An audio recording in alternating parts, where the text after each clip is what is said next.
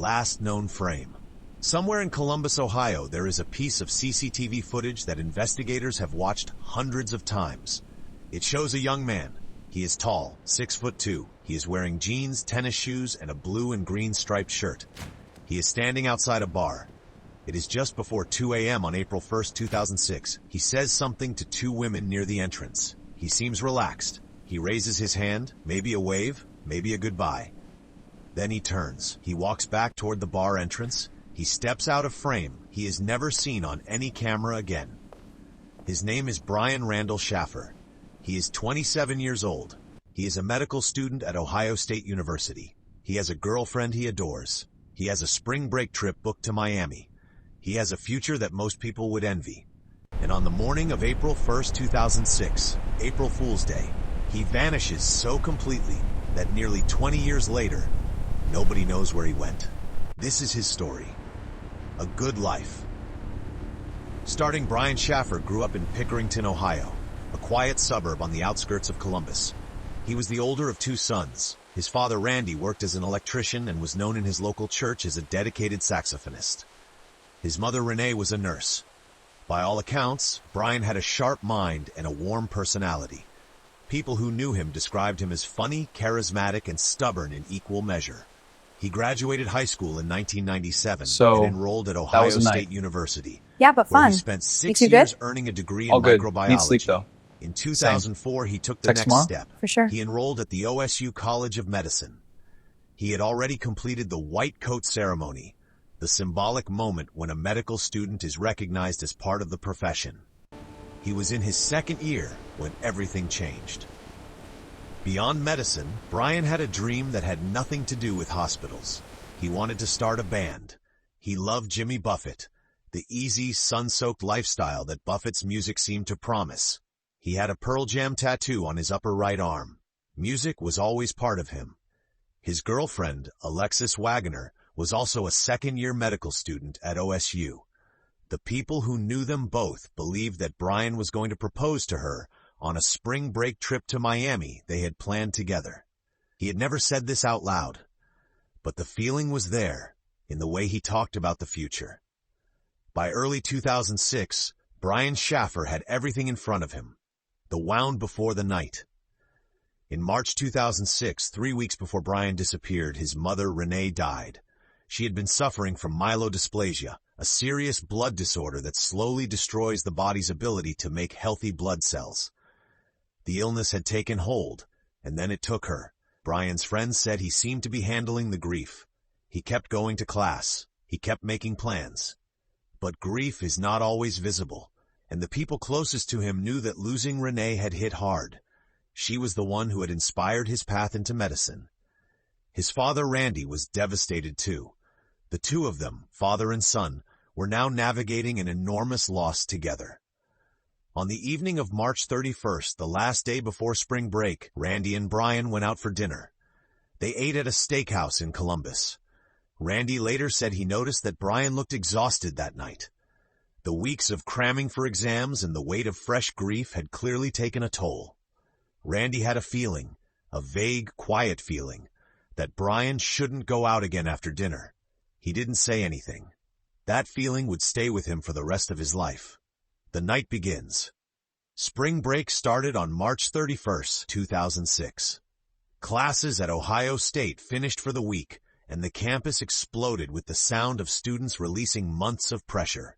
Brian had originally planned to celebrate with his brother Derek, but Derek and his wife canceled their plans that day. So Brian made new ones. He called his roommate and friend, William Florence, known to everyone as Clint. They agreed to go out together. At 9 p.m., they met at the Ugly Tuna Saloona, a popular bar on the second floor of the South Campus Gateway complex on North High Street. It was a place they both knew well. Before leaving for the night, Brian called Alexis.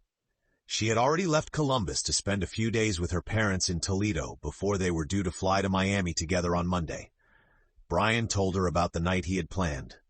He confirmed their trip, and then, before he hung up, he told her he loved her. That was the last time Alexis Wagoner spoke to Brian Shaffer. Bar hopping through Columbus. Brian and Clint did not stay at the Ugly Tuna all night. They moved through the city, that particular kind of Friday night drift that students know well, where one bar leads to another and the hours slide past without notice. They made their way toward the Arena District, then into the Short North neighborhood. According to Clint, they took one shot of hard liquor at each bar they stopped at. Nothing dramatic, nothing out of the ordinary. After midnight, they ran into Meredith Reed. She was a friend of Clint's, and she was out in the Short North that night. She offered them a ride back to where they had started, the Ugly Tuna Saloona. There was a live band playing. The night was not over. At 1:15 a.m. on April 1, 2006, the CCTV cameras at the South Campus Gateway building recorded all three of them riding the escalator to the second-floor entrance of the Ugly Tuna. Brian is visible on the footage. He looks relaxed.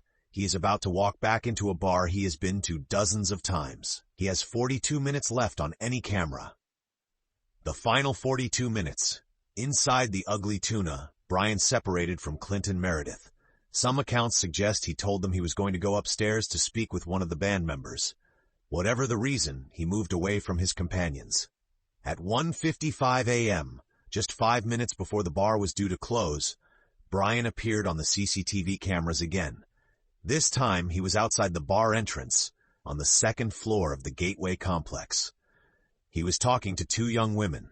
The exchange was brief. He seemed at ease. The detective who would later study this footage described what he saw. Brian appeared to mouth the word "bye." He turned. He walked back in the direction of the bar entrance. The camera lost him. He never reappeared.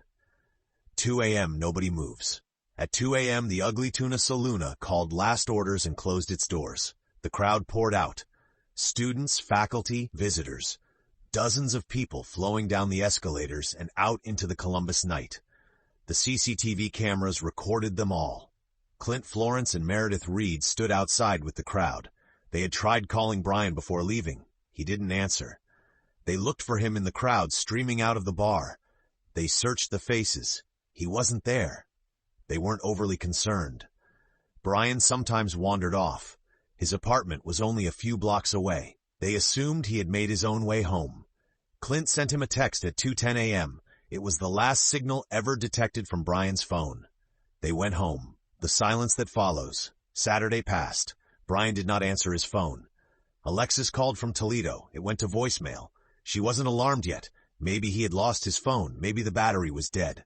She would see him Monday morning at the airport. His father, Randy, called. Same result. Voicemail. Sunday passed. Still nothing. On Monday morning, Alexis Wagoner arrived at the airport. She waited at the departure gate for the flight to Miami. Brian Shaffer did not come. She called again, and again, and again. That afternoon, Brian Shaffer was officially reported missing to the Columbus Police Department. The apartment. Police went to Brian's apartment on King Avenue, 6 blocks from the Ugly Tuna. His car was in the parking lot. His bed was made. His medical textbooks were neatly stacked. His personal belongings were untouched. There was no sign of a struggle. Nothing was packed. Nothing of value was missing. He had not come home. He had not gone anywhere that required preparation. Whatever had happened to Brian Shaffer had happened fast, and it had happened that night. There was no activity on his bank account after his disappearance. No credit card purchases. No ATM withdrawals. Nothing. It was as if Brian Shaffer had stepped off the edge of the world. The CCTV problem. The investigation turned immediately and intensely toward the Ugly Tuna Saloona and the Gateway Building's camera network. The South Campus Gateway complex had been installed with security cameras specifically because the surrounding area had a high crime rate. The cameras covered the main public entrances and exits of the building. Investigators reviewed every frame of footage. They watched people arrive. They watched people leave. They accounted for every face. One of the original detectives on the case, Andre Edwards, later made a statement that became the defining fact of the entire mystery. After reviewing the footage exhaustively, including a specific review designed to determine whether Brian could have left in disguise, Edwards said he could state with 100% certainty that Brian Shaffer did not leave through any of the visible, camera-covered exits. Every person who entered the Ugly Tuna Saloona that night was recorded leaving. Every person except Brian Shaffer, the one door. The South Campus Gateway building had more than one exit. Most of them were covered by cameras. One was not. There was a service exit, a back door, on the eastern side of the building. It opened not onto a street, but onto a heavy construction site. At the time of Brian's disappearance, the area behind the building was thick with scaffolding, exposed ground, construction equipment, and poor lighting.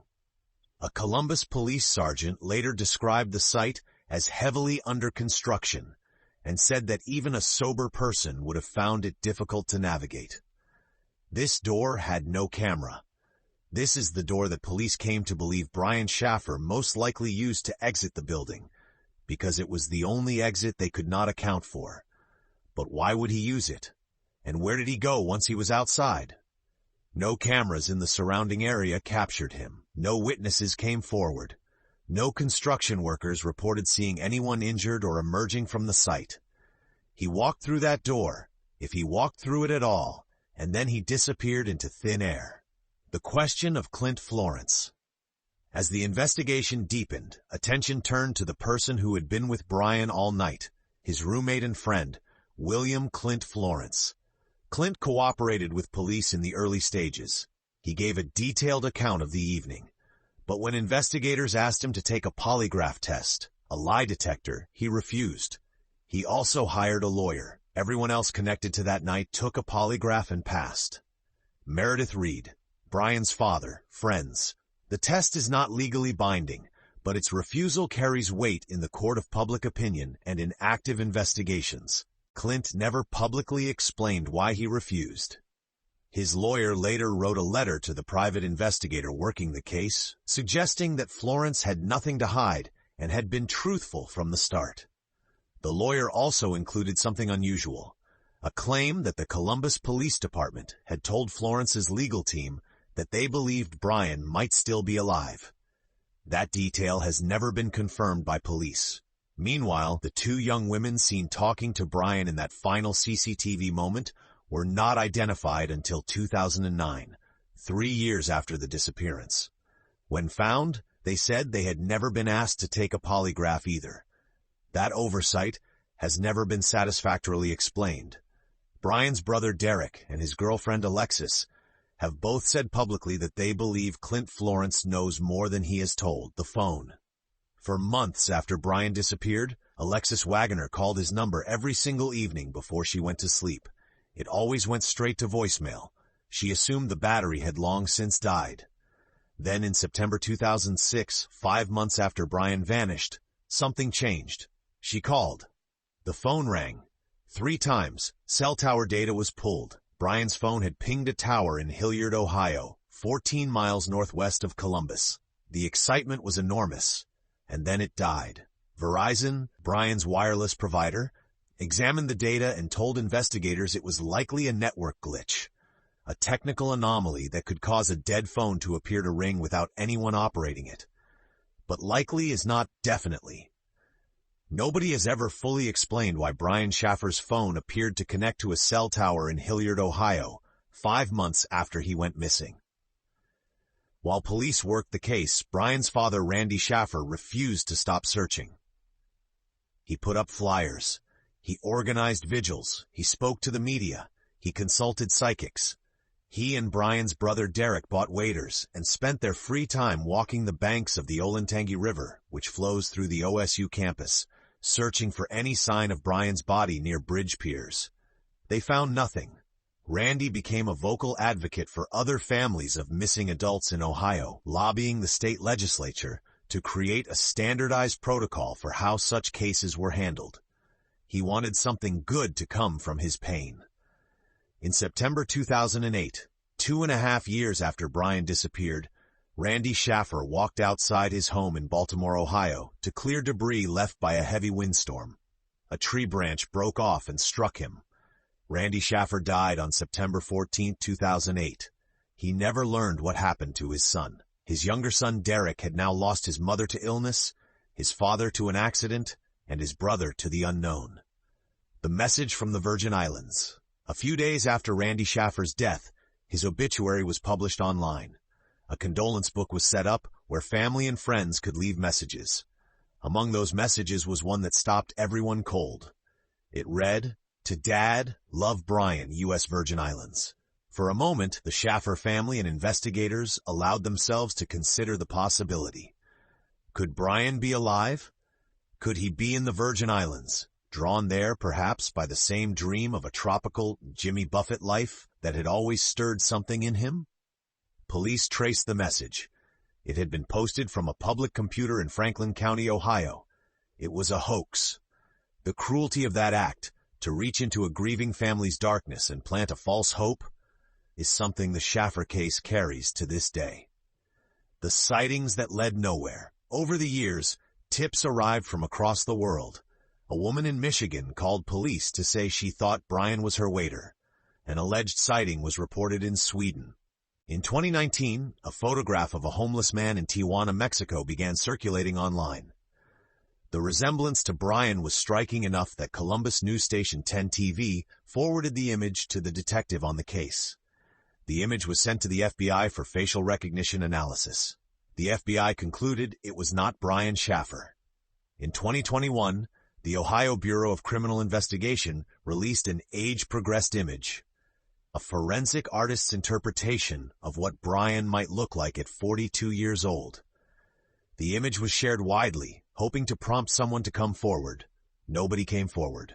4 theories. Nearly 20 years on, investigators and the public have settled into 4 broad theories about what happened to Brian Shaffer. None of them is proven. All of them carry unanswered questions. Theory 1. Foul play. Some believe Brian was the victim of a crime inside or around the Ugly Tuna Saloona. There are 2 subversions of this theory.